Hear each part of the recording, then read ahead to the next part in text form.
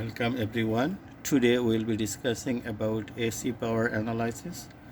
So how to calculate power for AC signals. AC power is the instantaneous power. In words, is the power at any instant of time. So the AC power will be time varying. Instantaneous power, the power that changes with time. So the power at a particular instant of time can be calculated at as Pt equal to V times I. So like in DC you have learned Vi, but here V is a function of time and I also a function of time.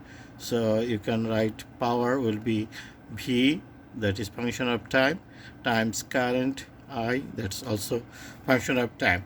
Therefore, the product of V and I also will be function of time.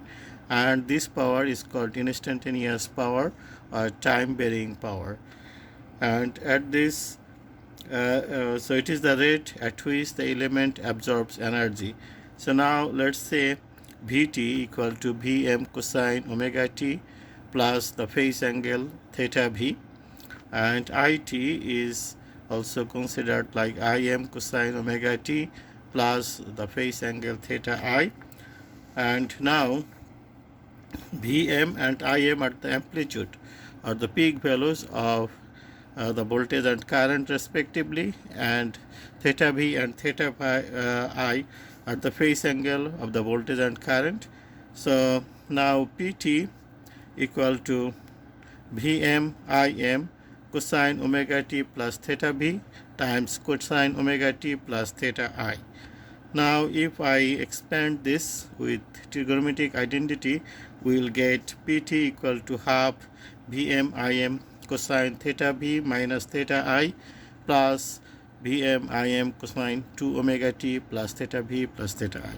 So here you see the first part of this power, it got two parts. So the first part of this power is constant and independent of time. The first part is constant or time independent, that depends on phase difference between voltage and current. So it is the depends on the phase difference between voltage and current, but independent to the time. But the second part is a function of time. So you see here the second part is a sinusoid, and this sinusoidal function, its frequency is just, you see the voltage frequency and current frequency as omega t, but this power frequency is 2 omega t, is 2 times of the omega t. So it is multiplied with 2, the frequency got multiplied with 2. So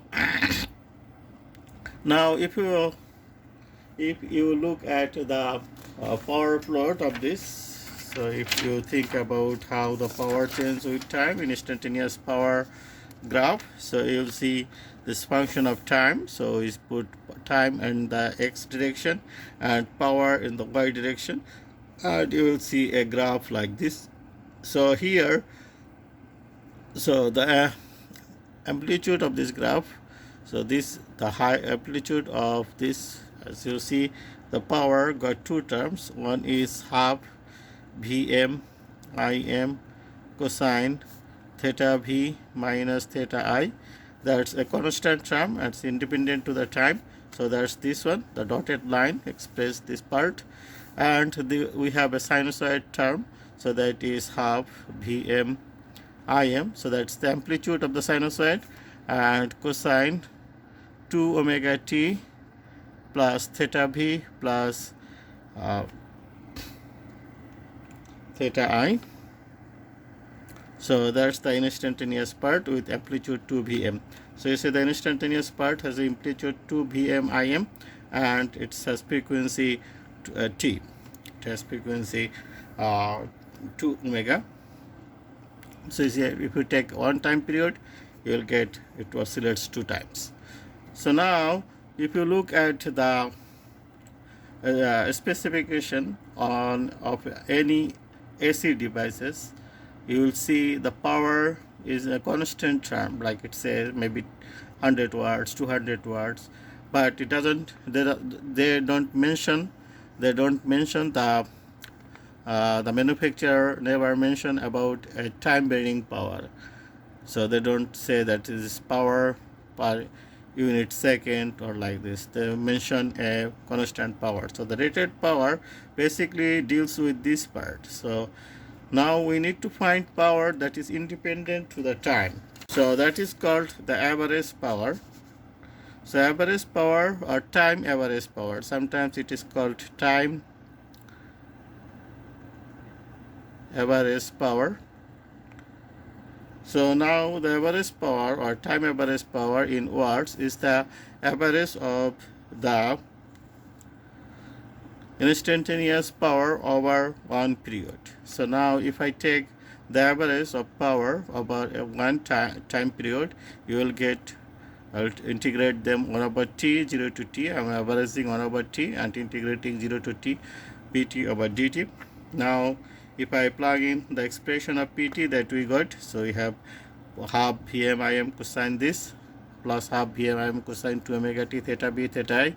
Let us integrate this in terms of dt with the limit of 0 to t to get the average power or time average power. To compute the average power, we are taking v equal to half Vm Im cosine theta b minus theta I, and I'm integrating it 1 over t 0 to 2 dt, and this part I am integrating cosine omega t over dt. So if I integrate this, you will get 1 over t to t, and that will cancels, and you will get 1 over t cosine, integration of sine will be sine 2 omega t theta b theta I over 2 omega. Now let us put the limit 2 omega t. So you have to put 2 omega t plus theta v plus theta I sine, and I am putting the limit t equal to t. If you put t equal to t, then it will be sine 2 omega equal to 2 pi over t times t theta v plus theta I gives us t cancels, so you get sine 4 pi plus theta v plus theta I. So that's equal to sine theta v plus theta I. So if you put t equal to t, you will get sine theta b plus theta I. If you put t equal to 0, you will get sine theta b plus theta I, and they cancel out. So you will get this part goes to 0. The right hand side goes to 0. And it is obvious that if you look at the graph here, if you look at this graph here, if you integrate this graph over time t, you get a positive part here and a negative part here, a positive part here, also a negative part here. So this positive part will cancel out with this negative part, and this positive part will cancel out with this negative part. Therefore the total power, resultant power, will be 0 for this part. For the AC part or sinusoid, the total sinusoid amount will be 0, and that's also get here the total sinusoid becomes 0, and we got the average power or the time average power is Vm Im cosine theta b minus theta I.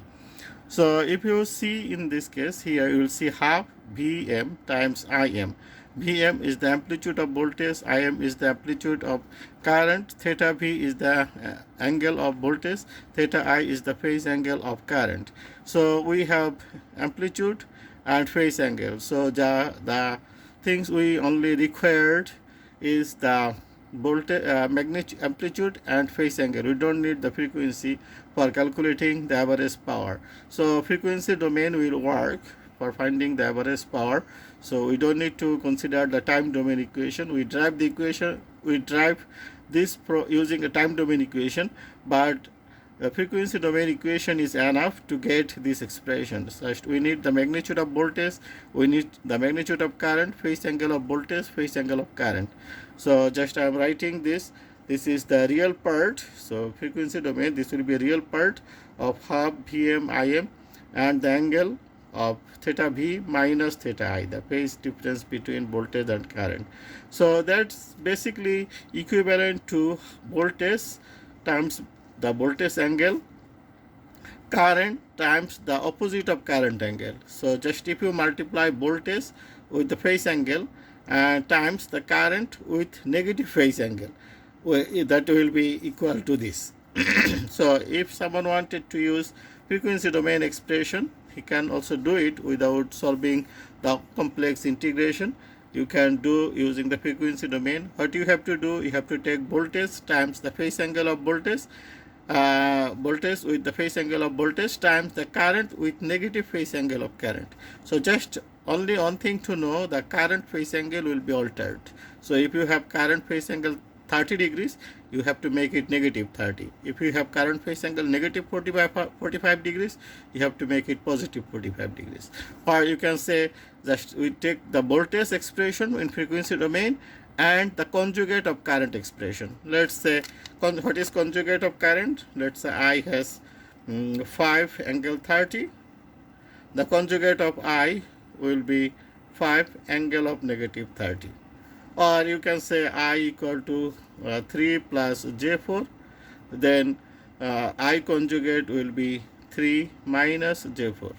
Like if you say plus J4, then it will be minus. So if you have minus J4, it will be plus. So this is how we can find the conjugate. So if you have a positive 30, the angle will be negative, conjugate will be negative. If you have negative angle, the conjugate will be positive. So this is how the magnitude will be same. This is how we calculate the conjugate of current. So in frequency domain, we have to take half real voltage and conjugate of current times conjugate of current. Now we can find the effective power. So to find this effective power, basically what is the effective things? Effective is equivalent to DC. So we need to find the DC power and AC power and then compare with them. So let us assume that we have a DC source, and that is powering up a resistor of value R. Voltage is V, current is I. So we can say power will be voltage times current, or we can write power will be voltage equal to I times R times I. So it will be I square times R. So now if I wanted to get the same power, so this is the DC power, and if I wanted to get the same power for using AC, so I do have the same amount of R. This is my voltage V and this is current I. So let's say I want to find the AC power, time average AC power, that will be half real V I conjugate. So or we can write it like half real. So V I equal to V equal to I R. So you can write half real V equal to I R times I conjugate. So we can write it half I square R. I square R. So now you see here, I should use this sign because this will be a magnitude of I squared times R. So we got the AC power is half I square R, but for DC power is half I square times R. So let's say this is DC. So this is DC, DC. So we can write I DC squared times R, and this is I AC squared times R, the amplitude of I times R. So now if we want to get the same amount of power for both cases, then you can write I DC squared times R will be half I AC squared times R. I cancel out this, so you can write AC squared equal to, I have IDC squared equal to half IAC squared, or you can write IDC equal to 1 over root 2 I squared this. And so you can write square root of this. So now we need to find this I. So we can write Im squared over root 2. Sorry, Im over root 2. So just IDC is equal to Im AC over square root of 2. So the amplitude of AC over square root of 2, this value is called the effective value or the DC equivalent of AC. This is the DC equivalent for AC, and that's sometimes called I effective.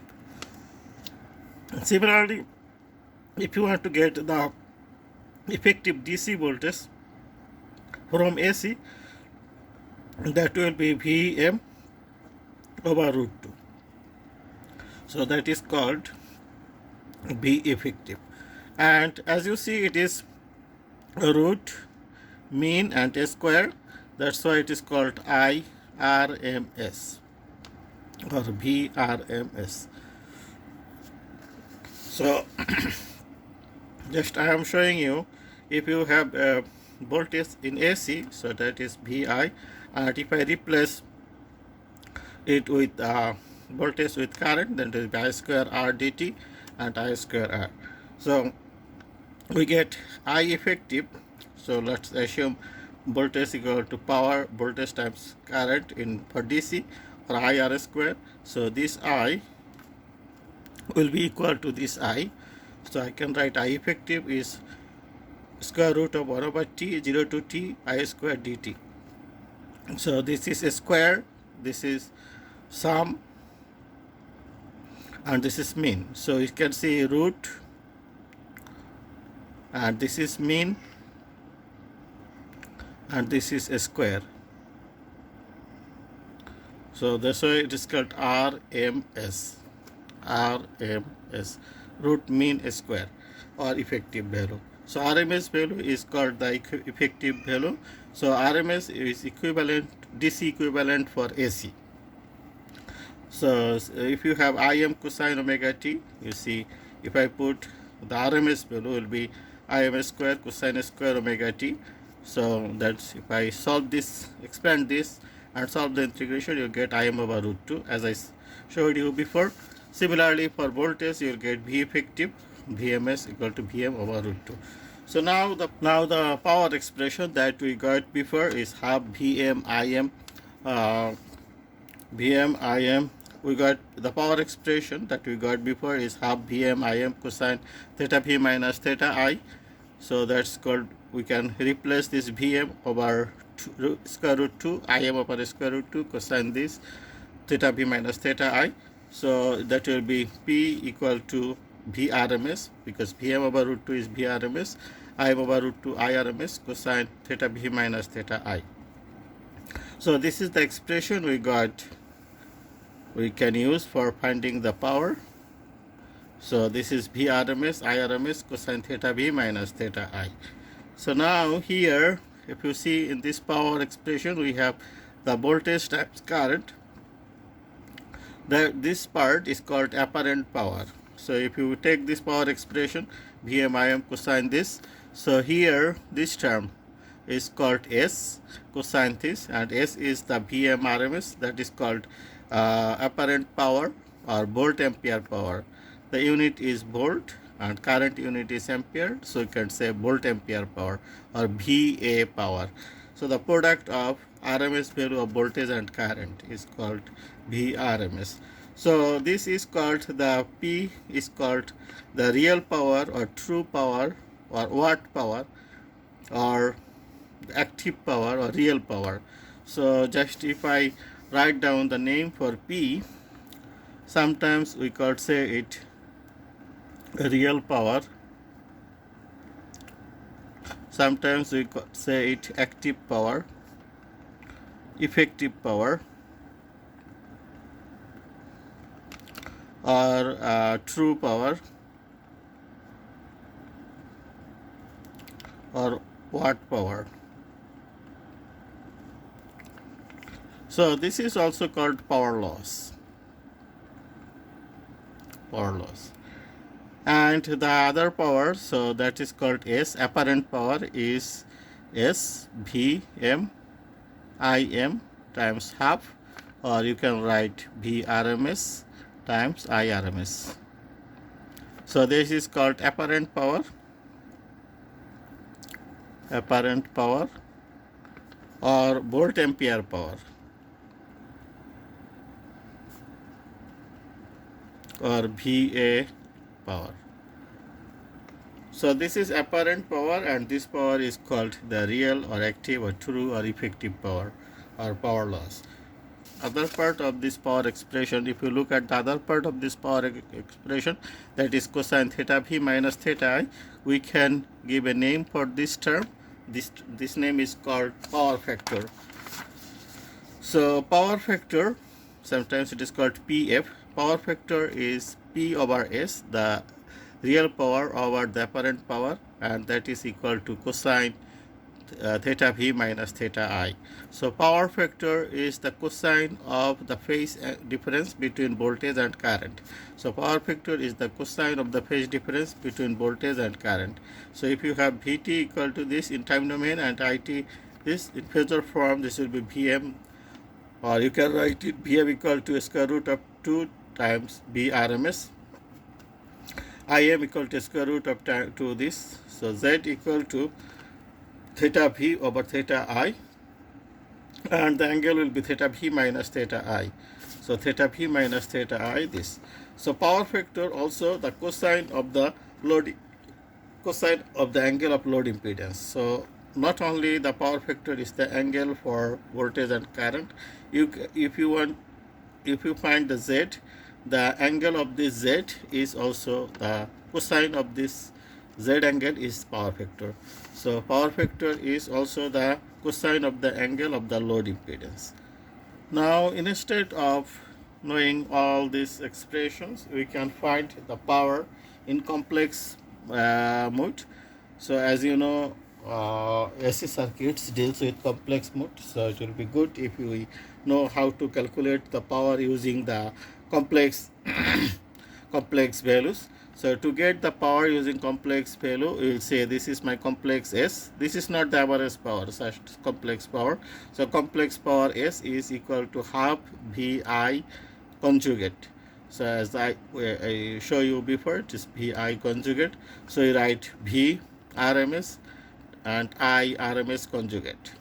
So if you convert voltage into RMS value and current to RMS value, you can remove this half, because half split into two parts, V over root 2 and I over root 2, that is becomes VRMS IRMS.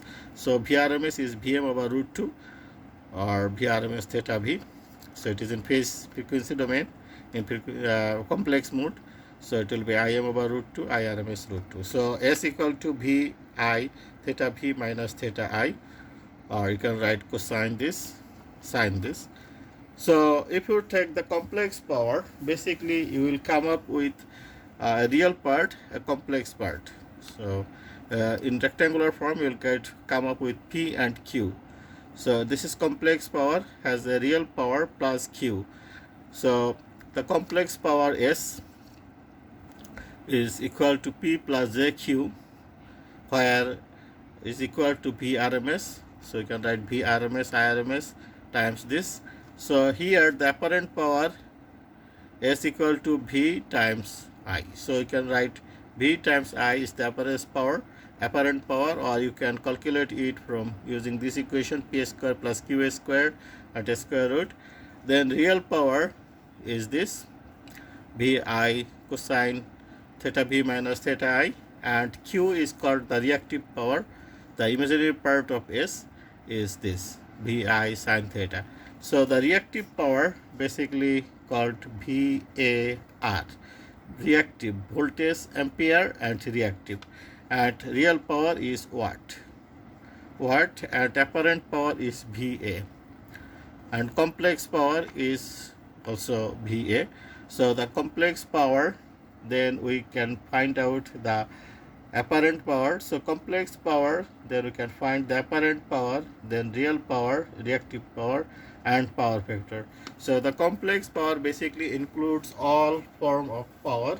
One is the apparent power, that's the magnitude of the complex power, and the real part of this complex power is called the real power or watt power, and reactive power, imaginary part of the complex power, is called the imaginary power, and power factor is the angle with the complex power.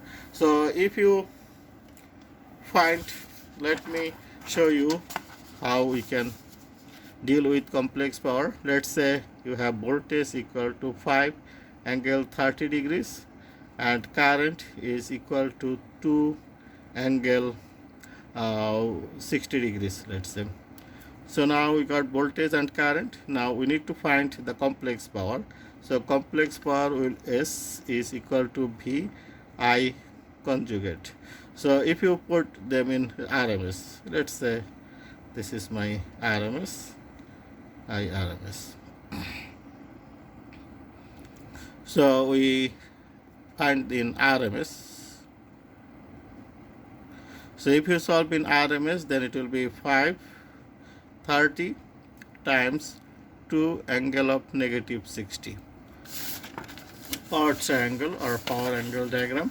So from here, if you see, if you know the complex power S can be written as P plus JQ, or also can be written as S plus theta. So here this is P is the real power, Q is the reactive power, and S is the apparent power, and theta is the power factor angle. So now if I wanted to plot this P and Q or show the graphical relation between this P and Q, so you can write P in this axis and Q on this imaginary axis, and then this is my angle, power factor angle, and this value will be S, and this triangle is called power triangle, and this is very similar to the impedance triangle. Impedance triangle, as impedance triangle we learned before, this is my R and this is the X, and this is my impedance Z, and this is power factor theta. So this is the impedance Z and X, R. This is P, Q. So as you see, X could have positive and negative, and so if your Q is positive, then you have to put this Q on the top. If Q is negative, you have to put the Q on the bottom or under this. So, and this angle will be theta V minus theta I. So voltage minus current angle, or if you go this way, if Q is negative, then this angle will be theta V minus theta I, and this is my real P. P is this way. So this is called power triangle. So power triangle shows the real power, true power, real power, reactive power, and the apparent power, also the power factor. So I do recommend you just go and learn the complex power, how to solve the complex power, and once you can solve the complex power, you can get all information from the complex power expression. Let me solve this example here. So in this circuit, we see current I is given, is I equal to 26 minus J5, and Z1 is given. We need to calculate the total average power, reactive power, and the apparent power in Z1. And we also need to find the power factor in Z1. So as we have learned before that that current is this, so we can find the power. So we can find the complex power is equal to V times I conjugate. So as you see, I is given in RMS, so you can assume that B also in RMS, I RMS. But here we don't know the voltage, so you can find voltage V is equal to I times Z1. So that's the voltage in this case, P1. So P1 will be this. So you can write P1 S1. So you can write V1. This is my V1 is this IZ1. So you can write I Z1 times I conjugate.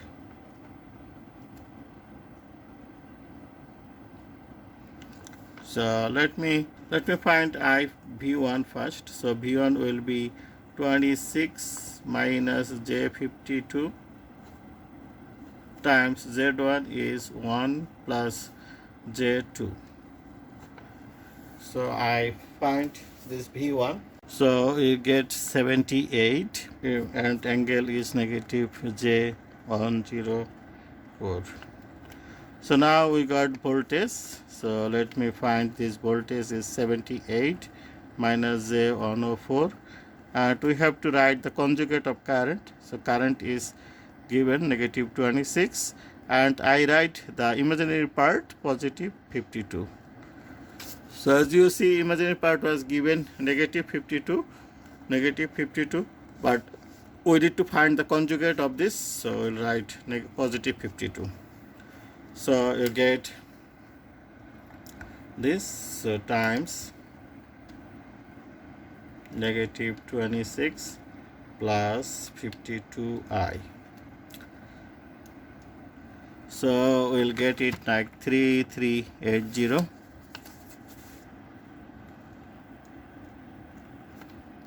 And the real part is plus J6760.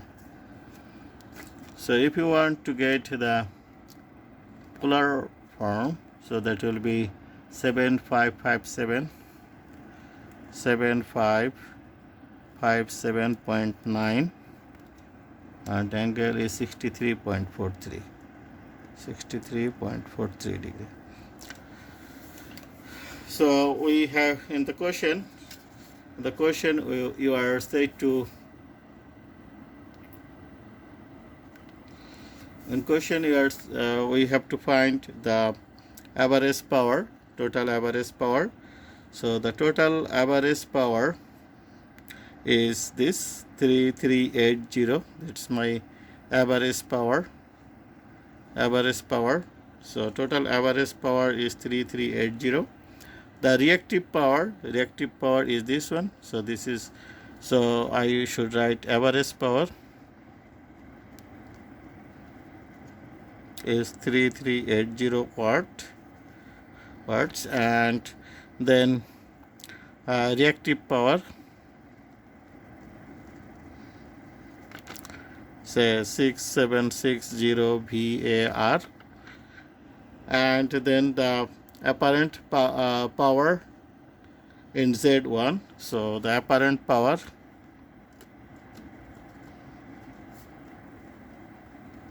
is 757.9 volt ampere, and this is power factor angle. So the power factor in Z1, you say the power factor is cosine 63.43. So you can write cosine 63.43 is got 0.447. Now you see it should be, if it is positive, that means it will be lagging. If this angle is negative, that is leading. Positive meaning is if you see it is inductor, right? So it's positive xj. Inductor always gives us lagging current, and if you also get from the current and voltage angle, you can easily find this. So it's positive, that means voltage angle, this is theta v minus theta I. So it is positive meaning that voltage angle got higher than current angle. So if voltage angle has higher value than current, that means voltage leading than current. So it is lagging current. Current is lagging, so power factor will be lagging. Now apparent power associated with Z3 is 400 VA. Reactive power is negative 320 var. Calculate the average power as well as the power factor in Z3. So for Z3 we got the VA, apparent power, and reactive power is this. Let me draw the power triangle. So you'll get So let me draw the power triangle here, and here you will get, this will be real power P3, and this will be Q3 and S3. So in this question for Z3, this power is given 400 VA. So S3 is given 400 VA, and the reactive power Q3 is given negative 232 VAR. So now you can find P3, you can find this angle, so power factor angle, and the average power. So to find this, if you know this triangle, you can easily find it. So P3 squared will be S3 squared minus Q3 squared. So it will be 400 squared minus 320 squared, and this.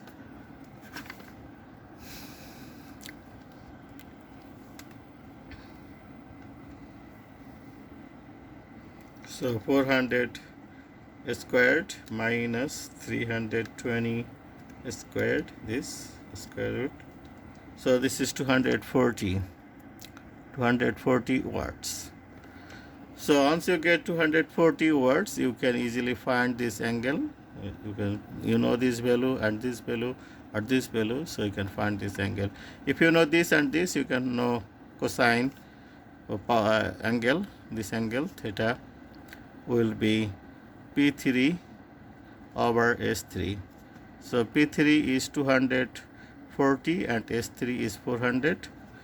So we'll get shift cosine is 53 point. So theta equal to 53.13, and it's 0.6. And as you see here, this Q is on the down, downwards, it is negative, so this will be leading. Q is negative, so this will be leading power factor. And theta equal to 53.13, and power factor is 0.6, leading. So once you solve for power factor, you be careful about leading and lagging. So if you don't write the power factor type, the nature of power factor, if leading or lagging, you'll lose mark. So be careful about mentioning the nature of the power factor. If your Q is positive, power factor will be lagging. If Q is negative, power factor will be leading. Or if you see voltage leads current, that means lagging, and current leads voltage, that means leading. Now we have another example to solve for the following circuit here, the given circuit here. We need to, for this circuit given here, we know the AC voltage source is given, in RMS value is given 1645 degrees and 2 J5 this, and we need to find the total impedance of this circuit. So total impedance, you see this branch and this branch is parallel, so 10 minus J5 is the impedance of this branch, is 10 minus J5, and the impedance of this branch is J plus J6. So these two branches in parallel and in series with 2. So let me show you how we can solve this.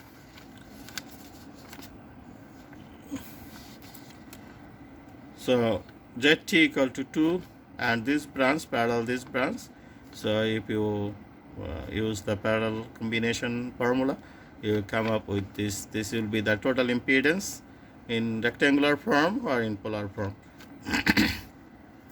Now the total current, so you know the voltage and total impedance, so you can find the total current. It's rectangular form, this is in polar form.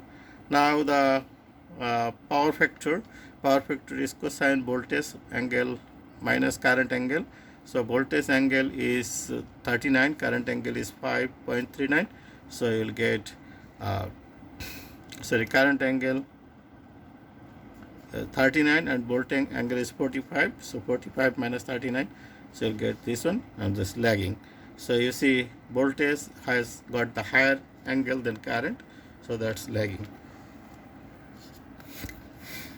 Now we have to find the complex power. The complex power, so complex power is VIRMS conjugate. So we have a conjugate sign here. So it's CT45 and current is 1.95, angle altered. So I get a negative angle here. So this is 31.22 and the angle is 5.39. So I got 39.2 and angle becomes 5.39. Then we got it 39 point in real form, it is this. So from here you can easily find the real power is 31.06 and the reactive power is 2.393 and the apparent power is 31.2 and the average power delivered by the source. So average power delivered by the source will be the very same to this. So that is 31.06. Because the average power and the real power is the same thing. You can use this formula or you can directly write this. And the phasor diagram is the diagram between voltage and current. So current got 39.61 degrees and voltage got 45 degrees. So the voltage is lead by current. Voltage is leading current by 5.39 degrees. So that's called the phasor diagram. So already discussed about Thevenin theorem for DC circuits. Now we need to learn about Thevenin theorem for AC circuit too. So Thevenin equivalent circuit, as you know, if you have a circuit, any complex network can be replaced by a Thevenin equivalent circuit that got a voltage source called Thevenin voltage and series with a current with a impedance that called Thevenin impedance. So for Thevenin equivalent circuit, let us think we have a Thevenin equivalent circuit and we need to find the Thevenin equivalent for this circuit. So we open up the terminal from where you want to find the Thevenin equivalent. So open up the terminal and find the Thevenin voltage here, open circuit voltage, that is called the Thevenin voltage. Then we remove all the dependent source and find the equivalent impedance, that's called the Thevenin impedance. And also we need to know the condition for maximum power transfer and what will be the maximum power. So for maximum power transfer for DC you have learned about RL equal to R Thevenin, and here we have the same thing. We need to find RL plus R equal to R Thevenin, but in AC we instead of RL or R Thevenin we might have ZL and Z Thevenin. So what will be the formula? So we know RL equal to, so ZL has include the RL, the load resistance, and the load impedance XL, and Z Thevenin might have R Thevenin and this X Thevenin. So as you know, RL would be R Thevenin, so RL will be R Thevenin. For maximum power transfer, RL will be R Thevenin. And what will be these two? So you see, to get this current maximum, you have to have equal amount of reactance XL except X Thevenin. So XL will be X Thevenin, but only things will be, they should be cancelled out. So if it is positive, then this will be negative. If it is negative, that will be positive. So the total simply we can say Z Thevenin will be ZL conjugate, or you can write ZL will be Z Thevenin conjugate. So that is meaning that the real part for Z Thevenin and ZL will be same, but imaginary part will be opposite. They will be same in value, equal in magnitude, but opposite in sign. So if the Thevenin impedance is inductive, then load impedance will be capacitive. If the load impedance is inductive, the Thevenin reactance will be capacitive. So that we will get maximum current. To get maximum current, we must cancel out ZL or equal to Z Thevenin. So for AC, we should write that ZL will be Z Thevenin conjugate. So this is the this is the condition for maximum power transfer, or simply we can write RL will be R Thevenin. So the real part will be same, but imaginary part will be opposite but equal in magnitude. Opposite in nature, but equal, will have equal magnitude. Likewise, the Thevenin, we do have Norton. We can apply Norton theorem for solving AC circuit to the Norton equivalent circuit. Will have a current source that is called Norton current, and the resistance in parallel with this, that is called Norton resistance. That's very same to the Thevenin resistance. So we have the same concept used in DC. So here for Thevenin theorem, R Thevenin equal to Rn. So for both for Thevenin and Norton, the Thevenin resistance is equal to Rn, Norton resistance, and the Thevenin voltage will be In over R times Rn. So here, just instead of Rn, we can write Z Thevenin equal to Zn Norton, and we also can find V Thevenin equal to V Norton times Z Thevenin or Z Norton. Sorry, I Norton times Z Norton. Or if you have Norton, if you solve something with Norton theorem, you can find the Thevenin. So Norton impedance will be the equal to Thevenin theorem impedance, and Norton current will be equal to Thevenin voltage divided by the Thevenin resistance. So here, instead of resistance, we should use the term impedance. Now, if I review the entire things here, in time domain, we know the instantaneous voltage is this, and this is the exponential form. And in frequency domain, we can write it this way. In phasor form, we can write this way. And in rectangular form, we can write it in this, using this formula.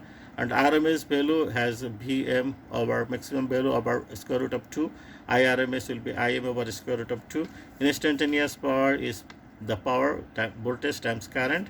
Time average power is this, or you can write half Vm Im cosine this.